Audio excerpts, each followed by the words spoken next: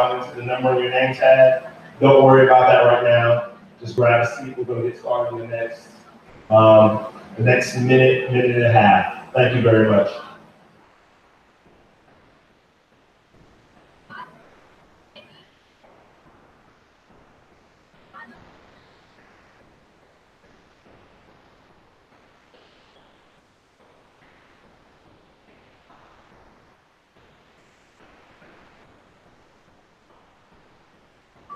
Please note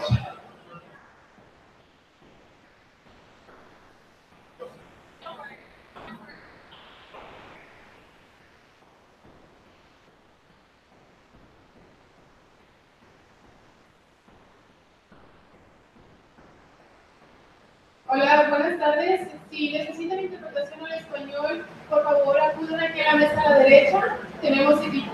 Gracias.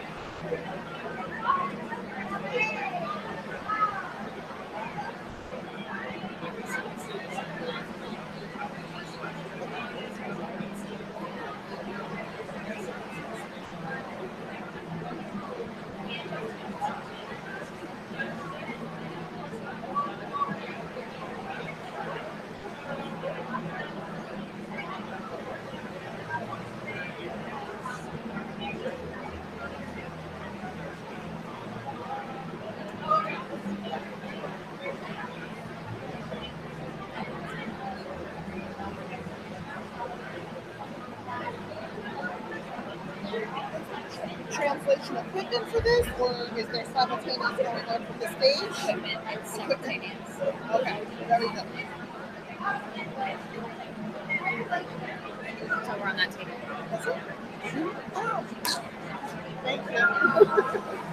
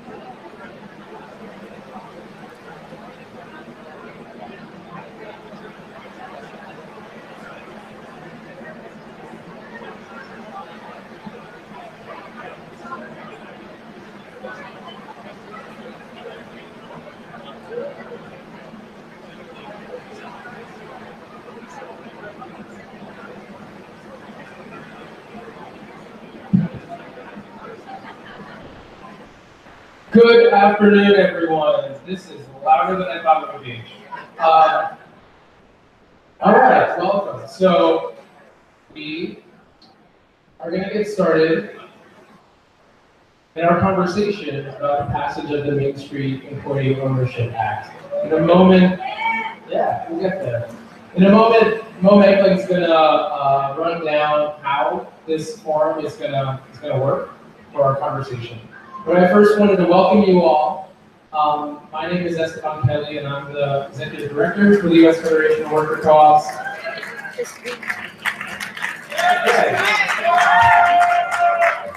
Oh, it's for me. I thought it was on the Federation. So the USFWC is the only national organization that's grassroots membership-based and focused on worker cooperatives. We also include as our big tent democratic workplaces. And we work in partnership with the Democracy at Work Institute. We certainly work with a bunch of other partners in getting this legislation passed, and we'll talk about that in a little bit. But first I'm going to hand this to Melissa Hoover to say a little bit about the Democracy at Work Institute, our sister nonprofit. Hello, hi. So I'm Melissa Hoover from the Democracy at Work Institute. We are the national organization supporting worker cooperatives with a think and tank for cooperative development. In the United States, worker cooperative development, our mission is to expand worker ownership to the communities, especially those most affected by social, racial, and economic inequality. So we work hand in glove with the Federation, our sister organization, on all kinds of projects to build capacity in the field. The Main Street Employee Ownership Act being the most recent, high-profile, and successful one. So we're going to talk about that today a little bit.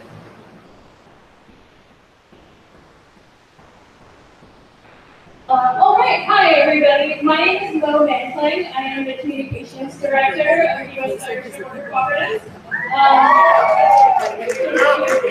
Thank you. Feel free to share as much as you want for me this one. I'd also like to introduce Tim Palmer, who is the Research Director of the Democracy at Work Institute.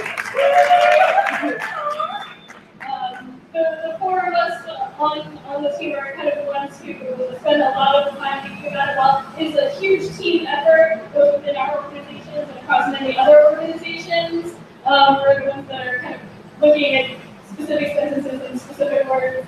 So I just wanted to make sure you knew us, and if you have any questions about any of this, you can ask questions at the end of this event, or you can come and see us for the rest of the weekend. So let's get into it. The Main Street Employee Ownership Act. Wow. Who knows who this is? Raise your hand. Okay, a good amount of you. The Main Street Employee Ownership Act is the first piece of federal level legislation that has ever passed that highlights worker cooperatives. Yes! Let's take a moment and cheer for that! So, we were so excited that this happened right before our national conference so that we can celebrate with all of you, because this is a group effort. So the Main Street Employee Ownership Act is it's a bill that gives directives to the Small Business Administration. We're going to run through what it is really quickly. We're going to talk about what it can mean to the sector. We're going to talk about next steps, and then we will open that up to questions and answers from all of you. So the Main Street Employee Ownership Act, there are three main parts. It helps to finance the sale of businesses to employees through education and outreach. It directs SBA to work with small business development centers across the country. And it directs SBA to report on lending and outreach, which, what does that mean? It means getting data about who is lending to worker cooperatives and employee-owned businesses at large, and being able to understand that data so that we can advocate better at federal, state, and municipal levels.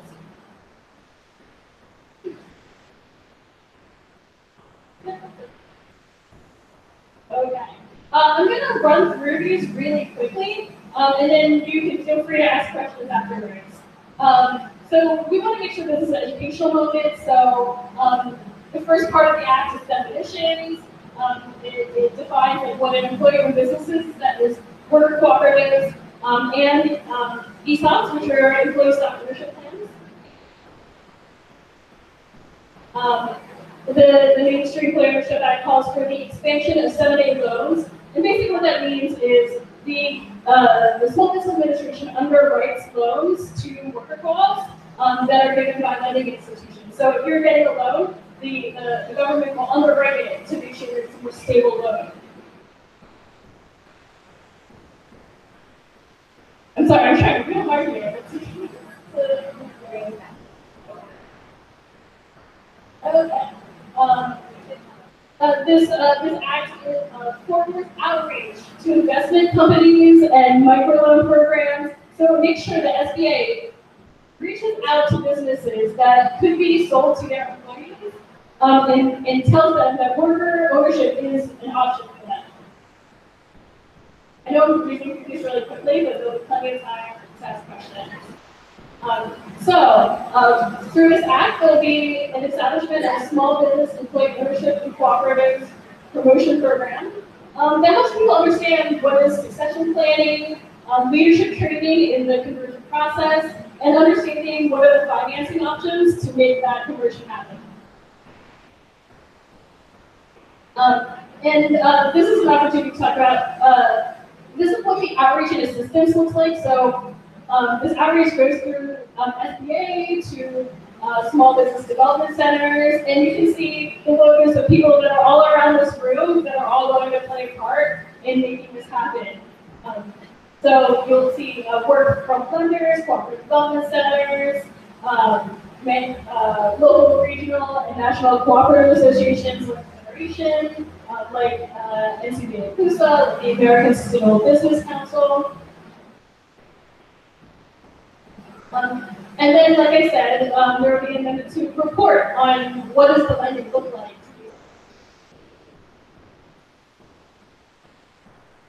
So how did we get here? So it's been a really long work. We've been working on this bill for more than a year, right? So it's the effort of many different people. We have had many, many discussions with legislative staff, provided educational materials. We've gone to the Hill with the House and the Senate side to talk to people in Washington, D.C. We've helped at a local level to talk with city council members and city representatives. So illustrating that we're doing this work on many different levels, but a lot of this work it's been in the works for many, many months. We also have been reviewing legislative drafts and helping them to code the language of the act. And like we said, it's through the partnership of all of these different organizations that made this happen.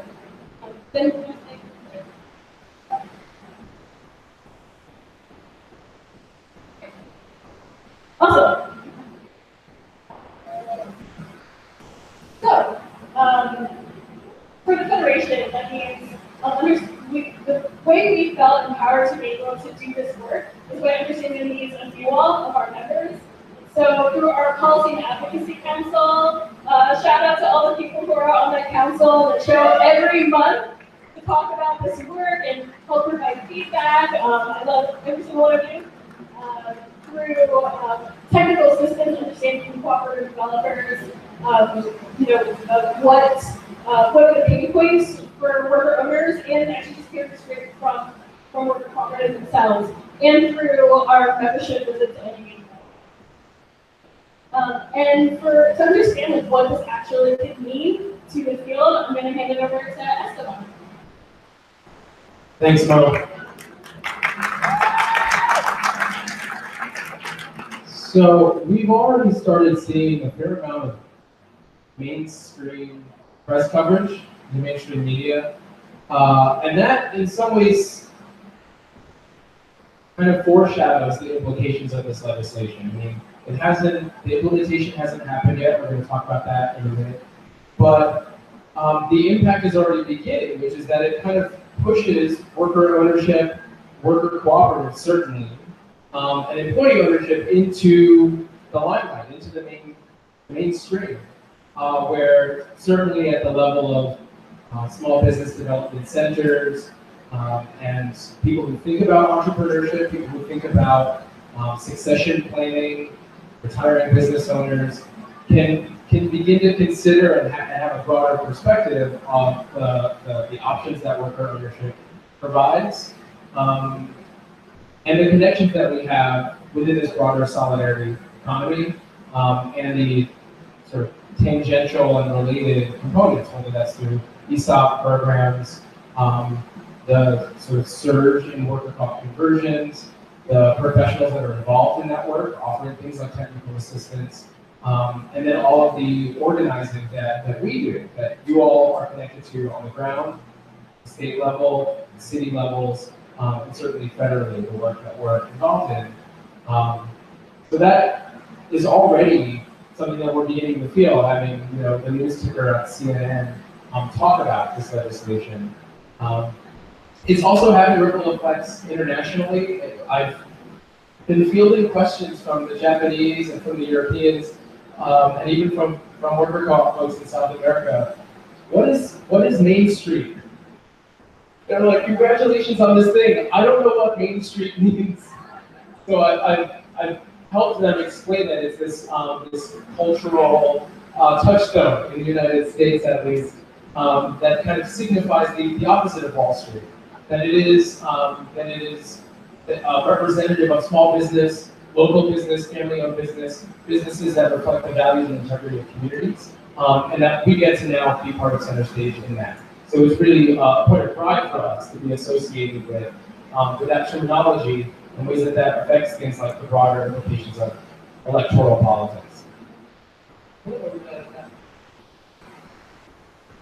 Great, so I want to take a minute to sort of demystify how policy gets made from our perspective. I'm going to talk about the implementation of the Act, which is, we thought we had done a lot of work to get the Act passed, and that's just the beginning. But backing up a little bit, I think there's this perception that, especially at the federal level, we don't know those people, we don't affect policymakers, and that process is opaque to us. And I have to say, it is opaque, we don't know those people, but that doesn't stop us from influencing, putting ourselves out there. And so what we're learning is that you just do it, and you learn by doing it. So I'll tell you a little story about policymaking. We got a call in January of 2016 asking for some quick talking points and a policy framework for President Obama's State of the Union address. No promises that it was going to go in, but on a 24-hour turnaround time, could you give us a whole framework and some talking points? So we did. We busted it out. And this team put it together along with some other Dow staffers, and we sent it off, and we watched the State of the Union looking for our talking points, and they weren't in there. And so I don't know how all that worked for nothing. And then the election happened, and we thought, well, federal policy is probably dead for us for a while. And then we got a call from Senator Gillibrand's office. Again, sort of going back to all politics is local, her staff had been contacted by a chamber of commerce in upstate New York that was seeing businesses closing, rural businesses just closing and closing, people losing jobs, communities losing assets, and they wanted to do something about it. So the senator did some research, her staff is incredible, they really gathered consensus from the field and put together this sort of initial draft, which I think probably half the people in this room had some input into and some of the fact on shaping. And when we came to give our input, we dusted off those policy points that we had put together for the Obama State of the Union that we thought would never see the light of day again. And a year later, yes, less than a year later, there they were, reflected in a draft of federal legislation. So, at your local and state levels, and even nationally, I think we just got to keep doing it. Just throw ourselves at the problem and keep iterating. And in a lot of cases, our allies within government will help us. So it was a group effort, the advocacy, and it's going to be a group effort, the implementation. So I'll just briefly go through, how we're thinking about this. We're going to do some research. We are in the process of doing research and gathering input on how does the SBA work? How do small business development centers work? What do co-op developers want out of this? What are the gaps? How is success measured? Sort of down to the very boring things about like actual functional kind of metrics at SBDCs and how we get in there. But it's that kind of stuff that's going to help us make a smart implementation plan. So we're interviewing people, looking at data, researching, and then we're going to work with national partners within the ESOP community and the co-op community, so NCBA-CUSA, the National Center for Employee Ownership, National Cooperative Bank, to help support the writing of the regulations, because the legislation is good. It's really well written with our needs taken into account, but when it sort of goes through the meat grinder at the agency level, it's not totally clear that it's going to automatically come out the other end with our interests in mind. So we have to get in there and guarantee that. So we'll help inform the writing of those regulations to make sure they reflect the senator's intent, as well as are maximally supportive of worker ownership and our needs, because we know our needs better than they do. And we're going to build working relationships with the SBA at the national level through our national partners, like the National Co-op Business Association. And then at the local and state level, we're also building relationships with small business development centers. And this is where it's really important, I think, to have an organized network on the ground. So I want to take a minute to highlight the Workers to Owners Collaborative, which is a national network of practitioners and lenders to conversions, businesses that are implementing some employee ownership or becoming worker co-ops. Can the Workers to Owners folks just raise your hands, let us know that you're here? So this is a group that has, and let's give them a hand. And seek them out afterwards if you want to know what it actually looks like on the ground to help a business convert. This is a national collaborative of working members who have those relationships with local small business development centers and are helping them do innovative work, doing pilot projects, helping them understand worker co-ops. And that'll be a really key piece, is educating those partners at the small business development centers, giving trainings, developing materials, just talking them through what is this thing and how does it add value to their work.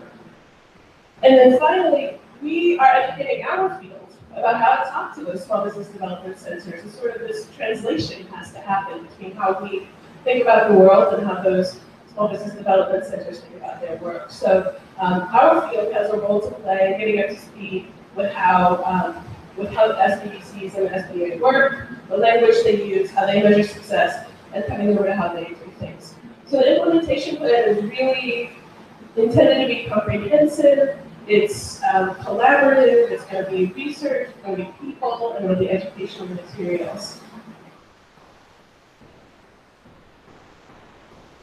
All right.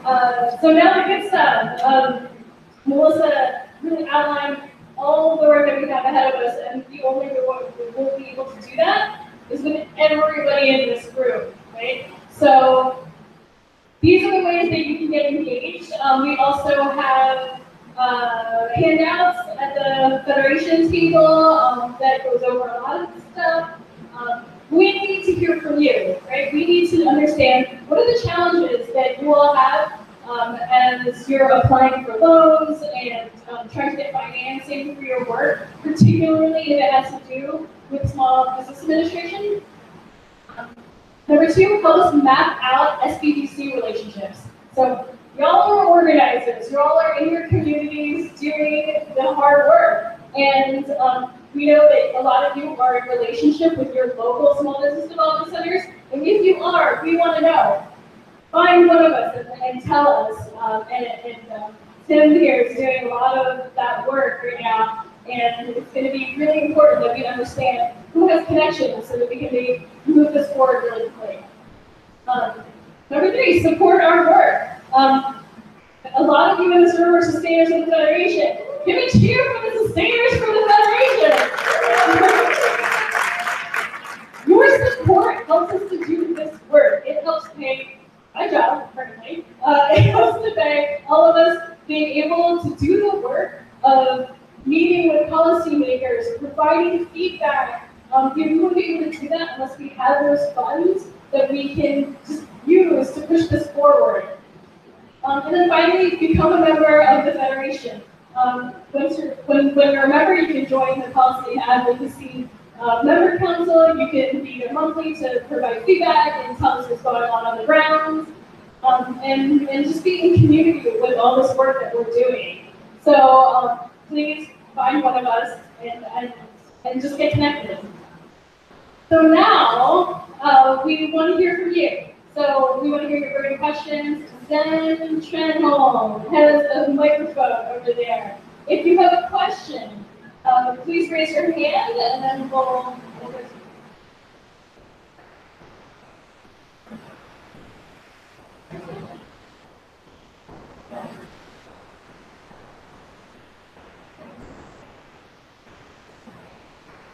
push it up, the button.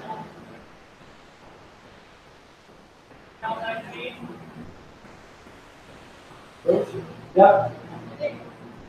Hi. In your wildest dreams, how long should it be before I should expect my local SBDC to know about what they did direct to do and to be ready to do anything?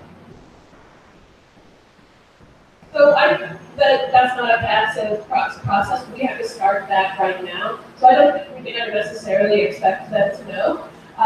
We have to begin to educate them.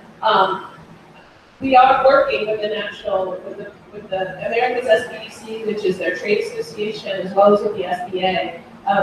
So the best answer, my first answer is like go out and educate them. My second answer is there's a 90-day period for the SBA to write the regulations by law. But, yeah, we're about halfway through that. When it's unclear what's going on with federal agencies right now, it might take quite a bit longer. But that's sort of the outline of it. At the same time that they're writing the regulations, we'll be working on a strategy to do outreach materials for the SBDC. So we're developing those this fall and winter. We'll deploy early in 2019 those educational materials and begin trying to do kind of widespread education. At the same time, there are live and active pilots with SBDCs right now where they're learning and integrating worker co-ops and employee ownership into their work. So we'd like those pilots to get to a point of seeing some impact and then be able to message that out. It's probably, I don't know, I have to ask the folks in the field who are working on those pilots, but probably at least a year before we're, trying to replicate or sort of spread from the pilots. So that's the deep work, but the broad work starts this fall.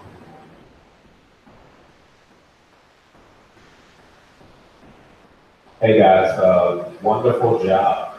I know that took a lot of work to do. My question about the SBA, was there any thoughts about not having it be limited to the SBDCs and having actually more broadly tied into the SBA's ecosystem of business centers? They have a women's business center. In some places the SBDCs are better than others. So just thinking through the full resource allocation of the SBA, is there any thought maybe in the future to having the legislation be beyond SBDCs? Politics is the art of the possible. So Senator Gillibrand's staff advised us to start with the easy ask, but actually we see much greater possibility in the other arms of the SBA and the broader ecosystem. So if you get in right and fitted, we'll figure it out, we'll learn their metrics and how they do business, and then I think be a lot more targeted in how we And one tip that I got from a staffer is that it is never too early to start thanking people about the work that they did. So if you're on the Federation mailing list, we are sending out kind of like a toolkit that's basically like going to all of these centers and saying, thank you for supporting this legislation. And it's the kind of stuff like that that helps to widen the scope of what's going on. The stuff where it's like, the more that you can put the ownership on your legislators and saying like, hey, you played a part in this. Thank you so much for doing that work, even though, who knows what level of involvement they had, but if their name is on it, they're a part of it, and therefore they're helping to push this forward, and we can keep them accountable to keep doing that. Really quick, how to get this PowerPoint presentation to like this site? We will have it available on usworker.com.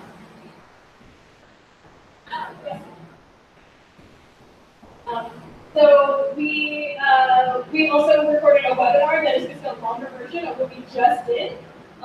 So that is going to be available in the next week or so on the website.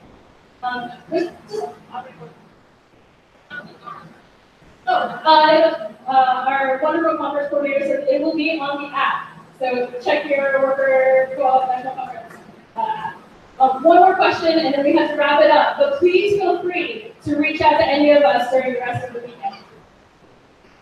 Thanks, Bill. Is there a distinction between ESOPs and worker co-ops and the legislation, or do you hope to have them such a distinction in the regulations?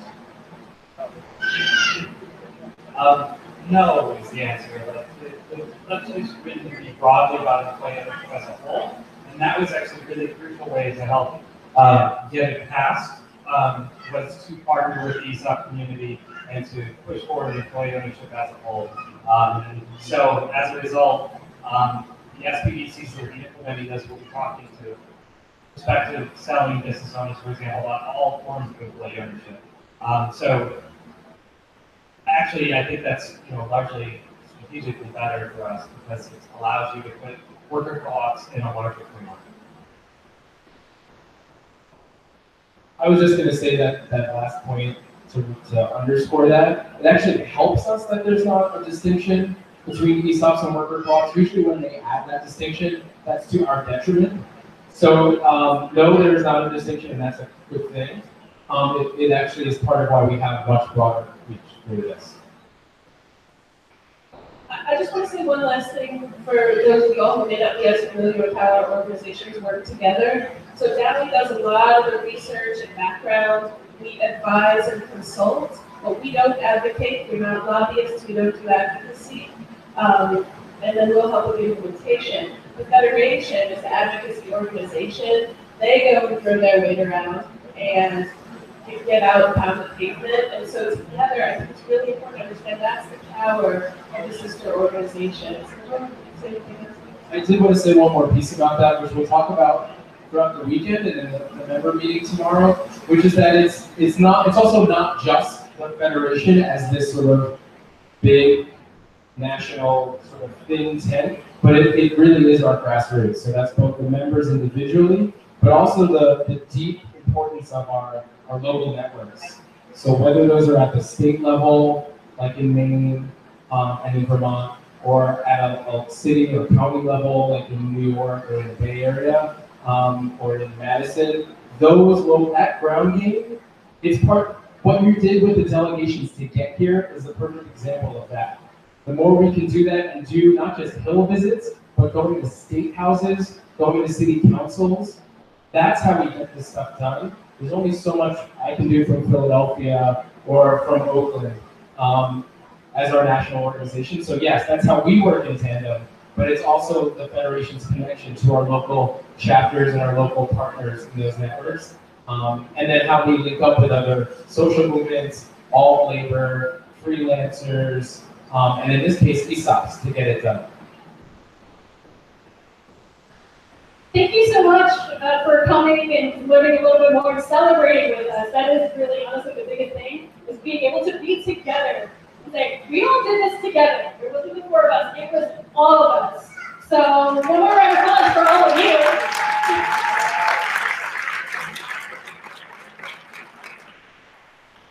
And we will keep the applause going for the food.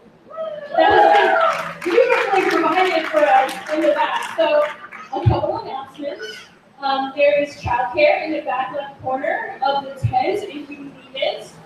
We will be dismissing dismissing tables to get food by row. So, row 1, the lucky one.